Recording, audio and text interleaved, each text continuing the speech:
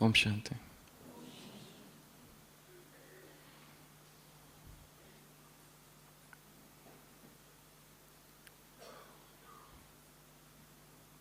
एक अत्यंत बुद्धिमान पिता का एक अत्यंत मूर्ख पुत्र था, और वो पिता उस पुत्र को निरंतर ताने दिया करते थे कि कब तुम में अकल आएगी, तुम्हें कुछ भी नहीं आता। एक दिन उस पिता को बहुत सारा धन मिल जाता है, एक धन से भरा हुआ मटका, और वो पिता सोचते हैं कि इस मटके को मैं झाड़ के ऊपर चढ़कर कहीं छिपा दूं, और वो मटके को छाती से बांधते हैं और झाड़ पर चढ़ने की कोशिश करते हैं, परंतु मटका छाती के सामने है तो झाड़ पर चढ़ना बहुत मुश्किल हो जाता है। और वो छोटा सा बेटा जो होता है उनका, वो दूर बैठा हुआ देख रहा होता है, और जब वो देखता है कि पिताजी झाड़ पर नहीं चढ़ पा रहे, तो वो जोर से चिल्ला कर कहता है कि आप मटका पीछे बांधो।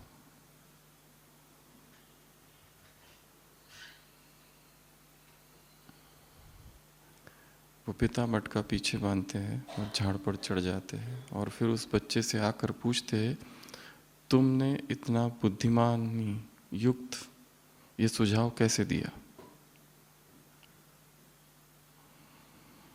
वो बेटा कहता है, बहुत सहज है, क्योंकि मैं दूर से देख रहा था।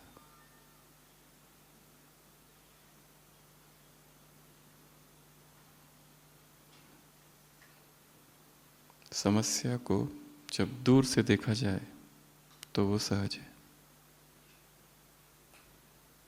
ये दूर से देखना अर्थात अनासक्त भाव से देखना, ये दूर से देखना अर्थात साक्षी भाव से देखना, ये दूर से देखना अर्थात तटस्थ भाव से देखना, ये दूर से देखना अर्थात निस्संग भाव से, असंग भाव से, अनासक्त भाव से, निरासक्त भाव से, दृष्टा भाव से।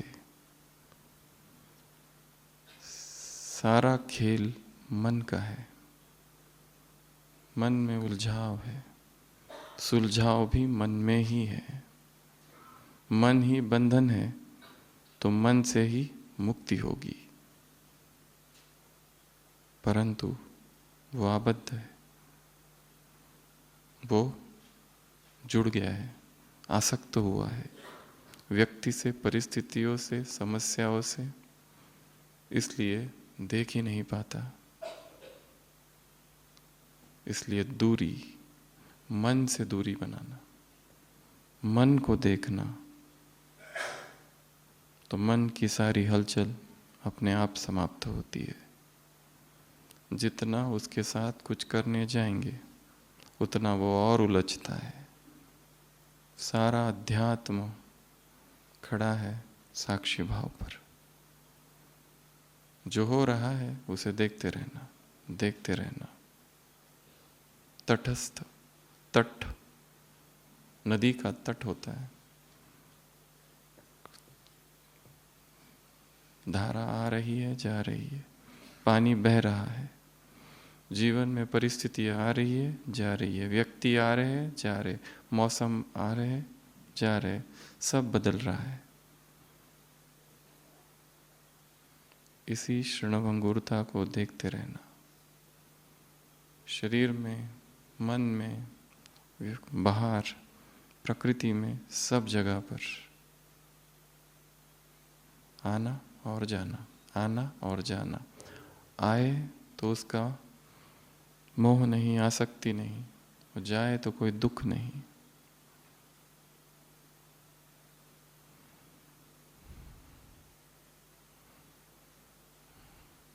न प्रशंसा की कामना, न अपमान का भय। ये योगी की परिभाषा है। देखते रहना तटस्थ भाव से, दृष्टा भाव से, साक्षी भाव से, दूर से। उसके लिए मन से दूर होना, मन में क्या चल रहा है उसको भी देखते रहना। सुबह की अव्यक्त वाणी। मन के साथ साथ एक एक इंद्रिया भी क्या है? मकड़ी का जाल। एक अव्यक्त वाणी थी जिसमें बाबा ने कहा था, ये आँख कितनी छोटी है पर कितना बड़ा जाल बुनती है, ये कान कितने छोटे हैं पर कितना बड़ा जाल बुनते हैं। तो क्या करोगे? एक एक जाल को निकालोगे? उसी मुरली में उत्तर था। मकड़ी क्या करती है? अपने जाल को खा लेती है। इंद्रियों का विस्तार है, मन का विस्तार है, और इन दोनों से भिन्न मैं आत्मा। इस तरह से अभ्यास करना है कि ये अलग, मैं अलग। ये मन भी अलग, मंत्री है, पर मैं अलग, राजा। ये इंद्रिया अलग, मैं अलग। देह से विभक्त हमारा जो अस्तित्व है, उस पर काम करने के लिए बहुत सारे आयामों का अभ्यास करना पड़ेगा। केवल एक अभ्यास से काम नहीं होगा कि मैं अशरीरी आत्मा हूँ। वो हर चीज़ जो हमें शरीर से अलग करे, उस सब का अभ्यास करना पड़ेगा। वो भोजन हो सकता है, वो प्रकृति का सानिध्य हो सकता है, संग, हम क्या देख रहे हैं, क्या सुन रहे हैं, क्या बोल रहे हैं, क्या खा रहे हैं, सब कुछ। वो हर इंद्रिय जो हमें उलझाती है, जाल बना देती है। एक जो देखा है वो अब तक भूला नहीं है, जो सुना है वो भूला नहीं है, जो टेस्ट किया है वो भूला नहीं है। और वास्तव में टेस्ट इस टंग में तो है ही नहीं, इट्स इन द कॉन्शियसनेस। तो सबसे पहला अभ्यास डिटैच्ड। बैठकर देखो इस समय मन में क्या चल रहा है, और उसे रोकने का अभ्यास नहीं करना है। जो आ रहा है आने दो, केवल देखना है। यह निश्चय के साथ अगर विकार भी जग रहे हैं मन में, तो वो भी सदा काल के लिए नहीं है। कोई सदा क्रोधी नहीं रह सकता, वो आए और चले गए। उसको देखते रहना, देखते रहना, उसके साथ कुछ भी करना, अर्थात उसका संवर्धन करना। देखते रहना, देखते रहना। तो आज की अव्यक्त वाणी, मन के लिए बाबा ने बहुत सी बातें कही है। मन को वश में करना है, मन को कंट्रोल करना है, इंद्रियों को वश में करना है। ये मालिक है, ये स्वराज्य अधिकार है, ये तुम्हारा बर्थ राइट है, ये रूलिंग पावर है। कोई भी कर्मेंद्रिय धोखा न दे, दरबार लगाओ, और बहुत सी बातें हैं। तुम मालिक हो, अधिकारी हो, अधीन नहीं। सबसे पहले तो अपनी अधीनताओं को ढूंढना है। सबसे कमज़ोर पलों में मैं कहाँ जाता हूँ? व्यक्ति के पास या भगवान के पास? बीमारी की हालत में हम कहाँ जाते हैं? दुखी होते हैं तब कहाँ जाते हैं? उदास होते हैं तब कहाँ जाते हैं? किस किस परिस्थितियों में मन कहाँ कहाँ जाता है? आज की मुरली में बाबा ने कुछ संस्कार गिनाए हैं, 7। कौन कौन से? जिसके लिए अलग अलग शब्दों का प्रयोग है। वो रावण की चीज़ है, वो रावण के संस्कार है, वो रावण का वर्षा है, वो अशुद्ध चीज़ है, वो पराई चीज़ है, वो तुम्हारी नहीं है, वो बाहर की है। कौन कौन से वो संस्कार हैं? सबसे पहला फीलिंग, सबसे पहला फीलिंग, छोटी छोटी बातों में बुरा लगना।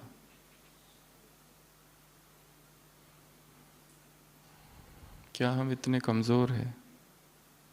किसी के बोल और व्यवहार हमें डिस्टर्ब कर दे।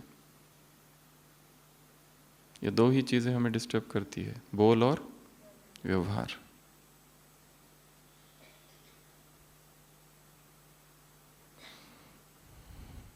फीलिंग। परंतु अध्यात्म का और एक पक्ष ये भी है कि जैसे ही आत्मा शुद्ध होती जाती है, उसकी सेंसिटिविटी और बढ़ती जाती है, वो और गहराई से चीज़ों को फील करता है। एक संसार का व्यक्ति हार्ड, कोई क्रिमिनल है, उसको कोई कितनी भी गालियाँ दे, उसे कुछ नहीं होता है, वो टोटली इनसेंसिटिव है। परंतु दूसरी तरफ एक अध्यात्म में जो कारहाई है, वो धीरे धीरे बहुत संवेदनशील होते जाता है। इसलिए इन रियलिटी उसको तो ज़्यादा फील होता है। ये भी उतना ही सत्य है, क्योंकि आत्मा जैसी जैसी शुद्ध होती जाती है, वो फील करती है वाइब्रेशंस को। किसी ने कुछ बोला नहीं, केवल क्रोध से देखा, वो भी पकड़ लेती है। परंतु उसमें और एक सेंसिटिव व्यक्ति में अंतर है। कोई भिक्षु भिक्षा मांग रहा है और कोई उसे लात मार देता है, और एक कोई दूसरा साधारण व्यक्ति कुछ कर रहा है और उसको भी कोई लात मारता है। लात किसे ज़्यादा लगेगी? जो योगी है, जो तपस्वी है। परंतु उसमें एक और पावर होती है। वो इतना ऊपर उठ चुका है, इतनी करुणा अंदर आ गई है कि वो दर्द होते हुए भी वो करुणामयी है। उसे पता है कि सामने वाला जो है वो परवश है। नहीं तो आध्यात्मिक व्यक्ति बहुत ज़्यादा रिसेप्टिव होता है, बहुत ज़्यादा सेंसिटिव, बहुत कोमल, अत्यंत नाजुक, फेमिनाइन कैरेक्टर। मेल्स भी फीमेल्स बन जाते हैं, ऐसे कहा जाता है।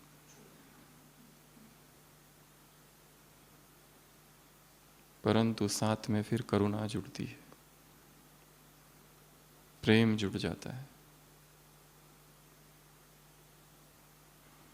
तो सबसे पहला है अशुद्ध संस्कार। बाबा ने कहा जब तक अशुद्ध है तब तक शुद्ध वहां रह नहीं सकता। बाप कहाँ रहेगा? रावण के वर्षे के ऊपर बैठेगा क्या?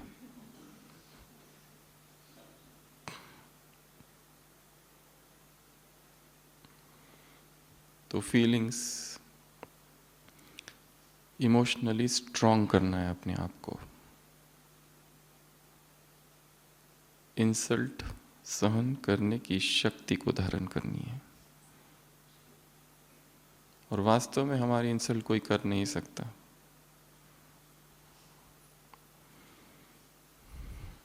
यदि हम अनुमति ना दे तो सबसे पहला छोटी छोटी बातों में फीलिंग्स का आना, नाराज होना, रूठना, रोना, ये योगी के लक्षण नहीं है। लोग योगी इससे ऊपर उठ जाता है, वो बहुत सेंसिटिव है, किसी का दुख उससे सहन नहीं होता है, इतना करुणामयी है, मैत्री के भाव है अंदर, विश्व कल्याण की भावना है, किसी दुखी को दुखी नहीं देख सकता। परंतु यदि अपमानित हो तो सहन कर सकता है। इतना योग में बैठे तो जैसे फूल जैसे बैठा है, परंतु जबरदस्ती अगर कोई उसे उठाने की कोशिश करे योगी को, वो उठेगा नहीं, हिला भी नहीं सकता उसे कोई। पर जब उसकी इच्छा हो फूल की तरह वो उड़ जाएगा, ऐसा शास्त्रों में गायन है।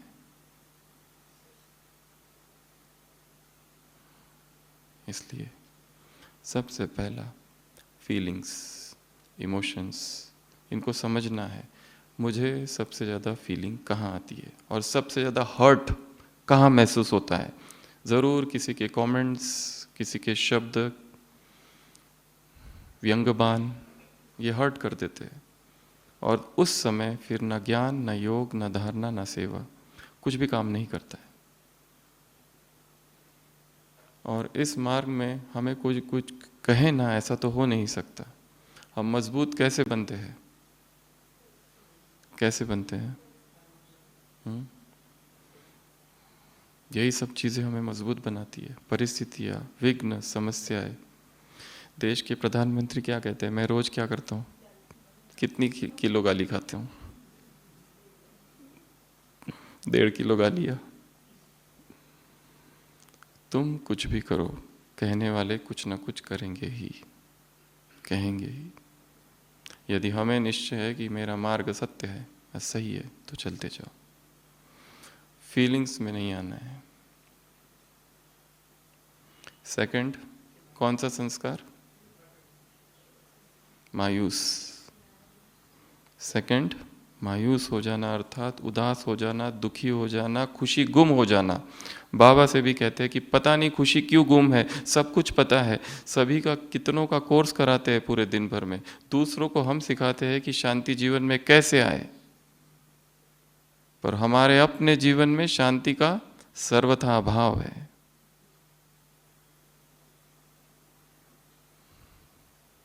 मायूस हो जाता है, स्पिरिचुअल डिप्रेशन। करना बहुत है, चाहते भी है, पर हो कुछ भी नहीं रहा, क्योंकि डिपार्टमेंट ही ऐसा है, लोग ही ऐसे हैं, सेवा ही ऐसी है, शरीर साथ नहीं दे रहा है, बीमार है, ढेर सारे कारण हैं। वरदान में क्या है आज का? खुश रहना सदा, अर्थात क्या है वो? महानता है। कितनी बड़ी बात बोल दी, सदा खुश। परंतु ये सदा खुश के लिए बहुत बड़ी तपस्या है।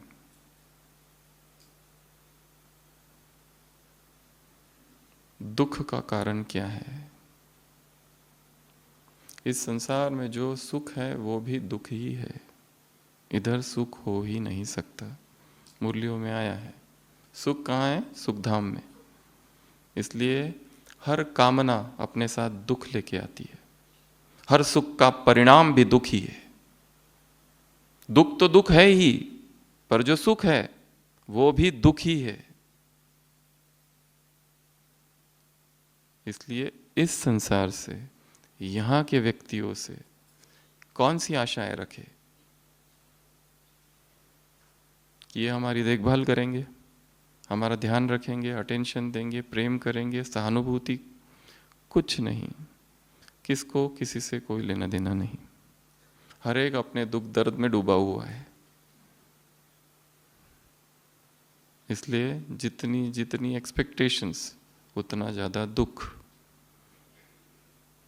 तो दूसरा है संस्कार। बाबा ने कहा ये मेरे संस्कार नहीं है, ये रावण के संस्कार है, रावण की चीज है, रावण का वर्षा है, रावण की जायदाद है। कितने सारे शब्द प्रयोग किए गए। ये मेरे हैं ही नहीं, ये पराये है। पराये को अपना बना के रखा है, छिपा कर रखा है वो भी। उदास, कारण कुछ भी हो सकता है उदासी का, पर उदास तो परिणाम, अगर उदासी है तो जरूर कोई ना कोई गलती हो रही है। तीसरा संस्कार, आज नहीं कल।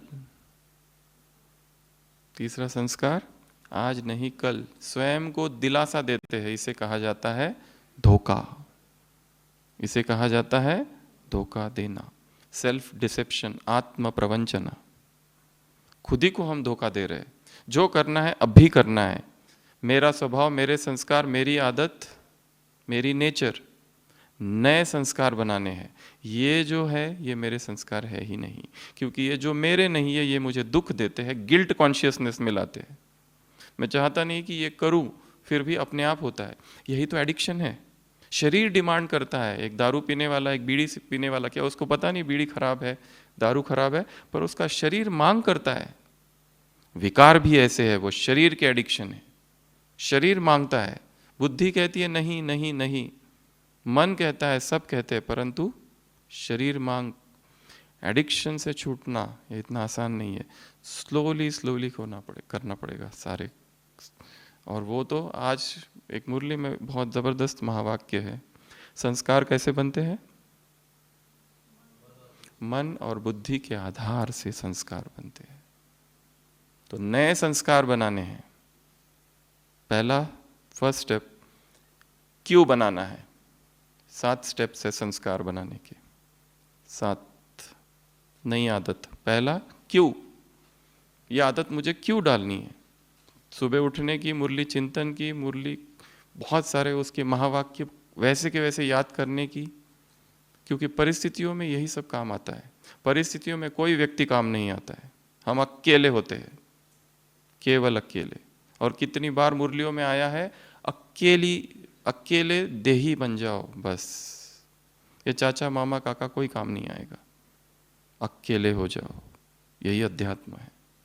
तो पहला क्यों।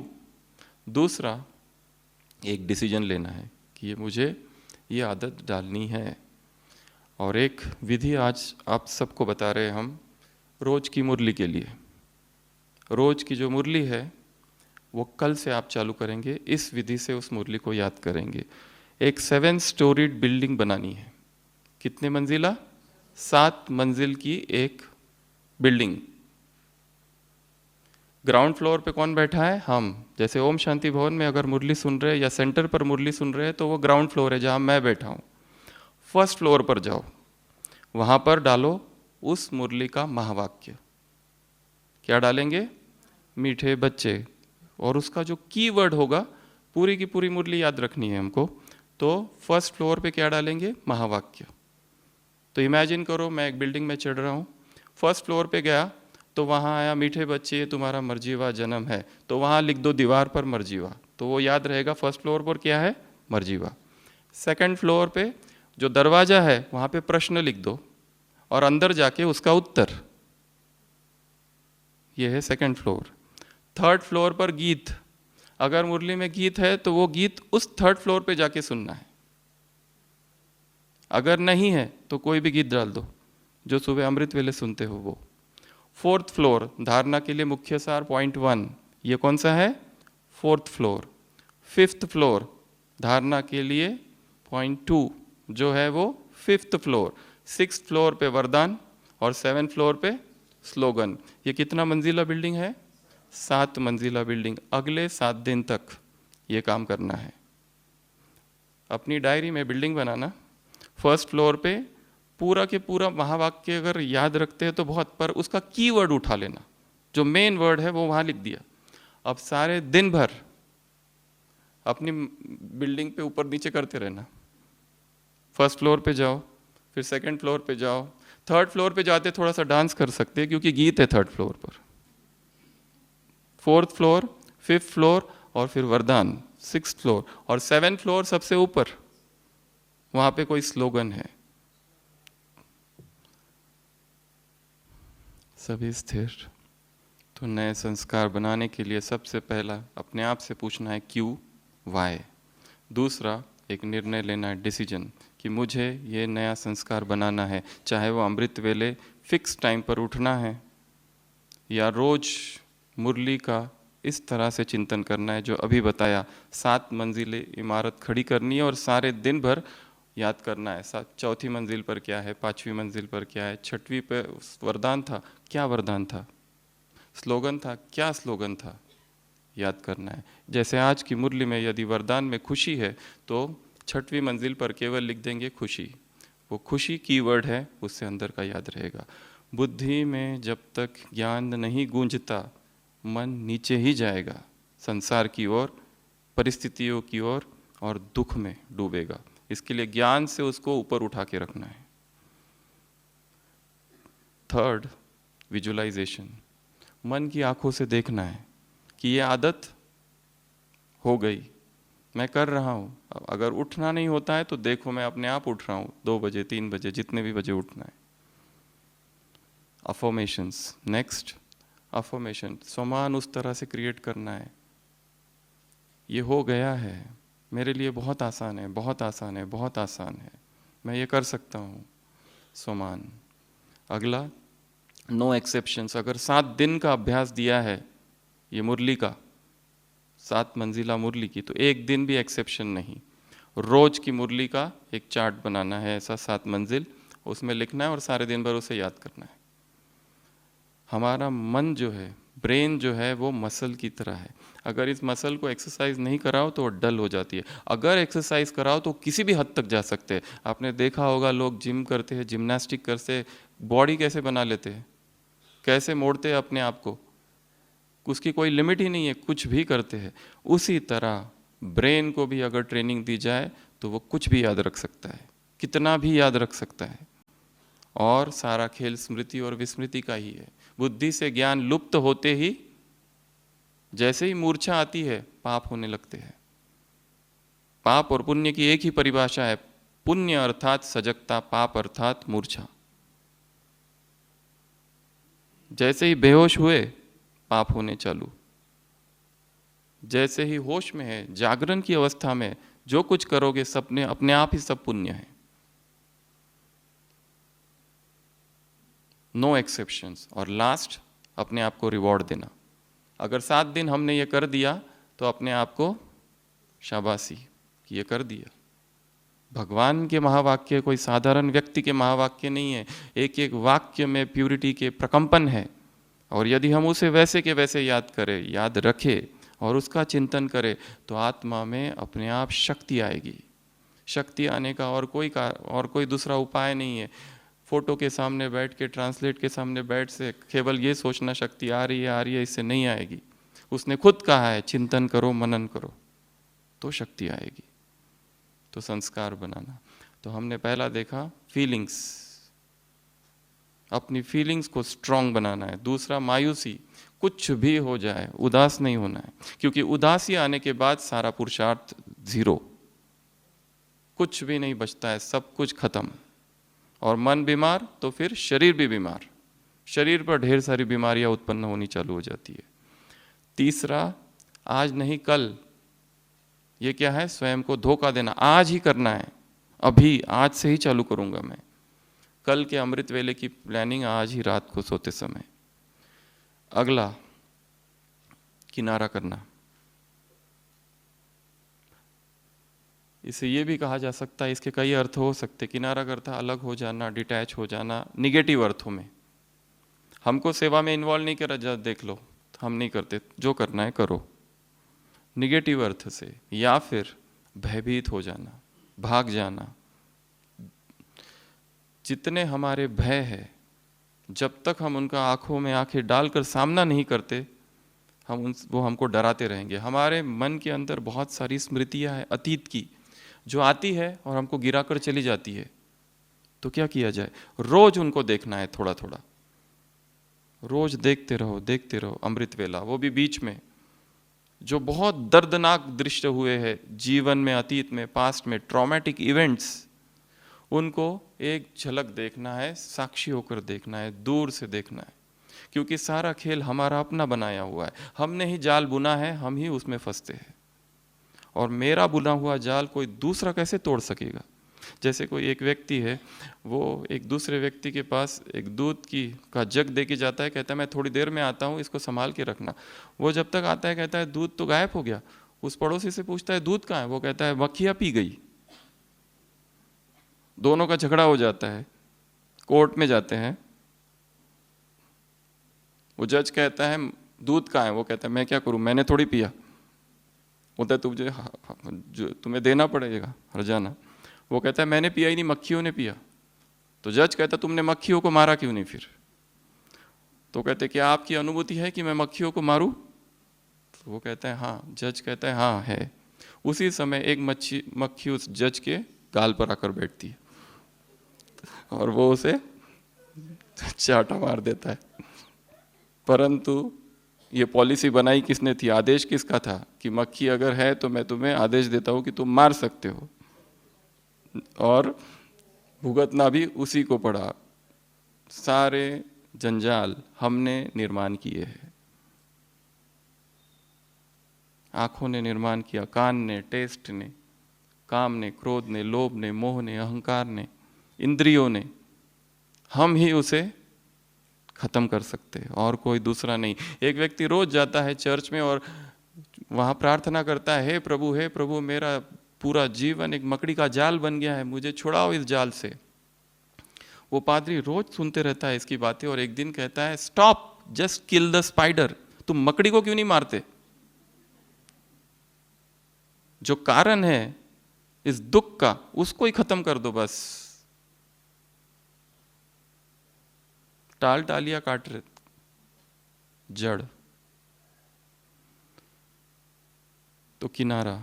अगला परचिंतन नहीं, अगला है व्यर्थ के संस्कार।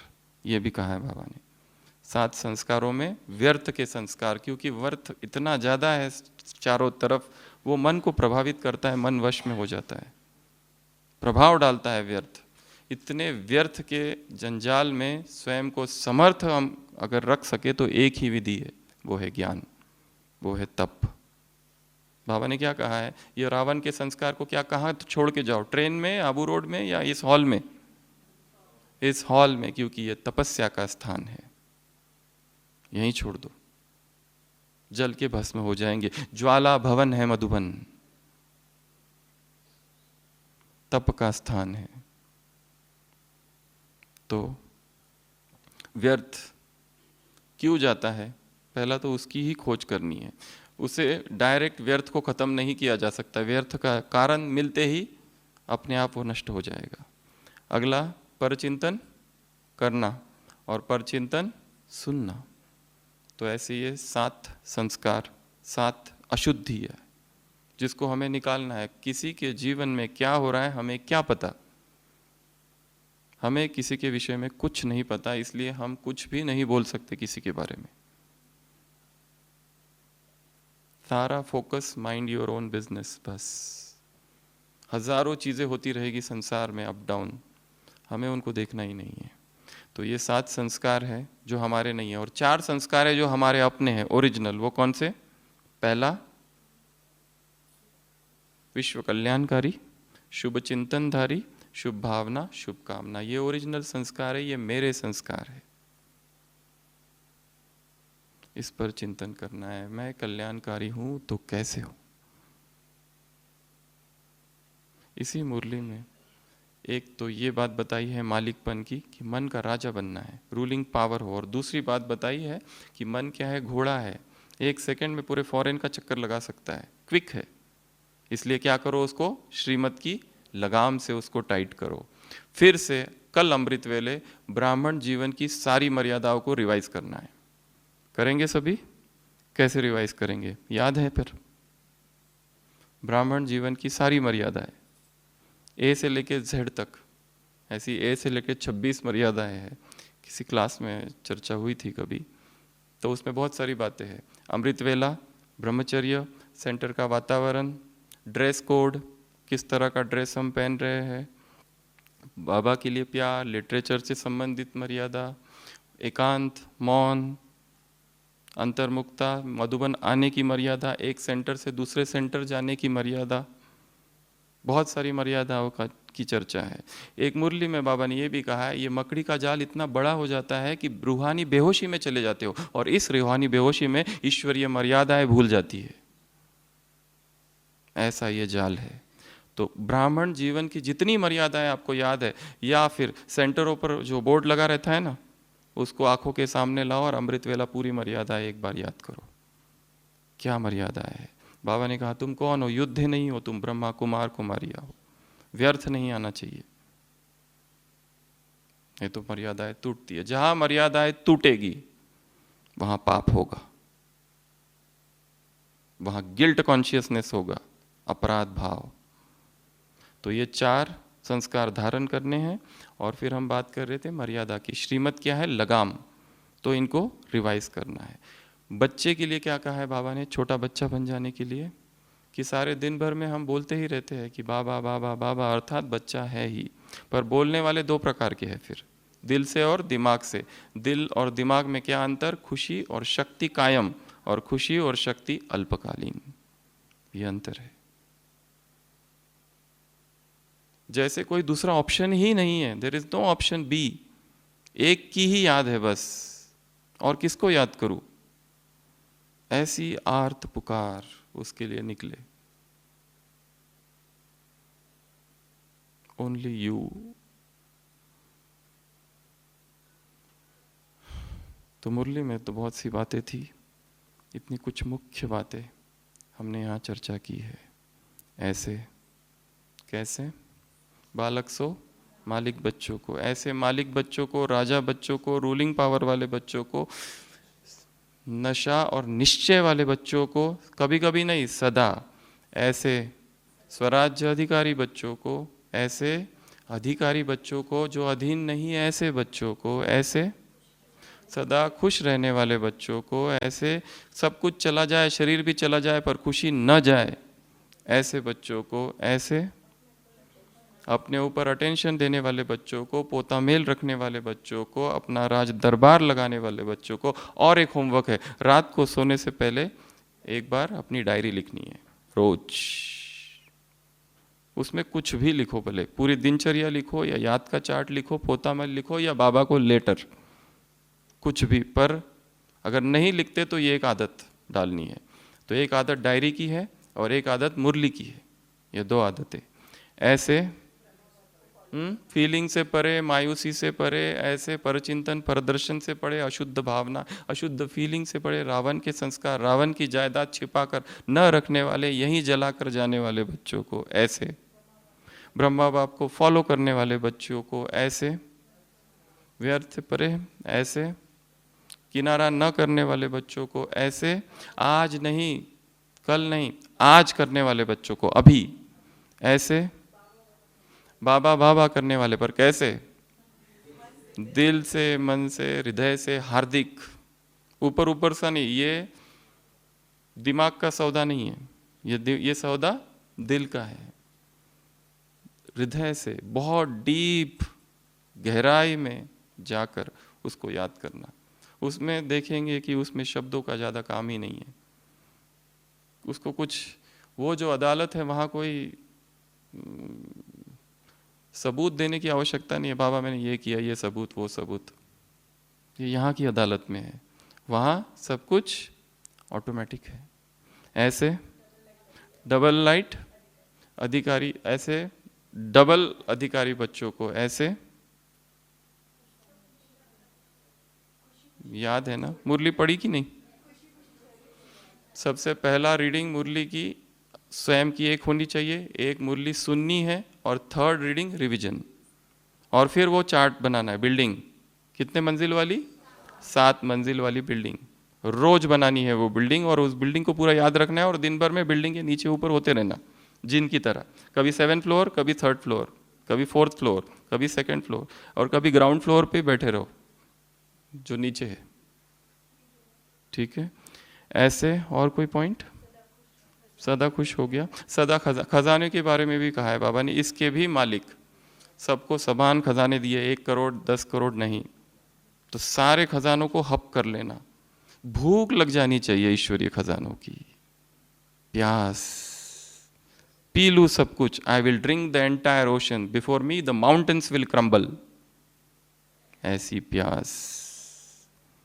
मन जितना स्ट्रांग होगा कुछ भी हमें टच नहीं कर सकेगा। स्वामी विवेकानंद का एक वाक्य है, the venom of the snake is poisonless if you can firmly deny it. सांप ने काटा है पर तुमने अगर कह दिया मुझे कुछ नहीं होगा, तो कुछ नहीं होगा। इतनी माइंड में पावर है, इतनी शक्ति है उसमें, कुछ नहीं होगा। मन को इतना सशक्त, इतना सबल कि छोटी मोटी बातों से, किसी के शब्द, बोल, व्यवहार, परिस्थितियों से हम डगमग ना हो। हमें तो बहुत आगे बढ़ना है, बहुत आगे जाना है। ये मार्ग तो सिक सिक झुक झुक मरमर, ये मार्ग तो ओखली में सर दिया तो मूसलों से क्या डर, मूसलें तो खानी ही पड़ेगी। ये मार्ग ही ऐसे। आपने किस यूनिवर्सिटी में एडमिशन ली है? University of hard knocks. यहाँ तो बॉक्सिंग ही बॉक्सिंग है। पहले ही पता रहना, तुमको तो पहले ही बता दिया है कि माया से बॉक्सिंग है, वो हमसे कई गुना अधिक उस्ताद है। इसीलिए पहले ही बता दिया है, तो अब डर कैसा? और भगवान साथ है। तो ऐसे ढेर सारे सामान वाले बच्चों को बाप दादा का याद प्यार, गुड नाइट और नमस्ते। हम रूहानी बच्चों की रूहानी बाप दादा को याद प्यार, गुड नाइट और नमस्ते। ओम शांति।